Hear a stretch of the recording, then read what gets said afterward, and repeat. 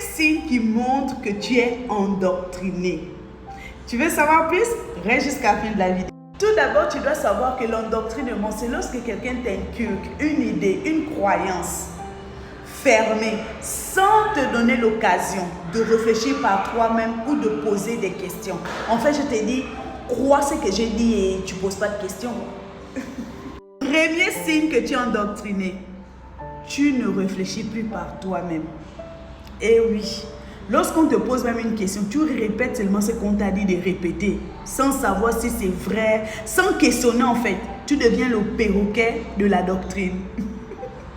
Deuxième signe, tu as l'impression que tout le monde est dans les ténèbres, l'erreur. Seul ton groupe qui t'endoctrine a la vérité absolue et que les autres gens sont contre eux, quoi, parce qu'il n'y a que eux qui vont aller au paradis et puis les autres vont aller en enfer. Bon, c'est un exemple. Troisième signe, tu as peur de vivre sans ton groupe parce que tu te dis que si tu quittes, tu vas être maudit, tu vas être rejeté.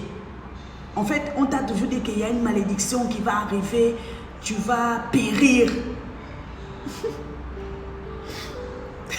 Quatrième signe, tu es dans un groupe où tu es censé être en sécurité, mais tu vis constamment dans la peur. Même poser une question devient difficile pour toi parce que c'est interdit de poser les questions là-bas. Cinquième signe, tu es tous les jours sur la défense, le rejet. Si quelqu'un ne pense pas comme toi, même dans ta famille, automatiquement tu rejettes et tu es agressif. Lorsque quelqu'un dit quelque chose qui ne va pas en même sens que les personnes qui t'ont endoctriné là, automatiquement tu deviens colérique là, ton cœur fait boum. La Bible dit, si le Fils vous a rendu libre, c'est que vous êtes réellement libre. L'endoctrinement, et je m'ai blessé, l'endoctrinement t'enferme dans la soumission et la peur.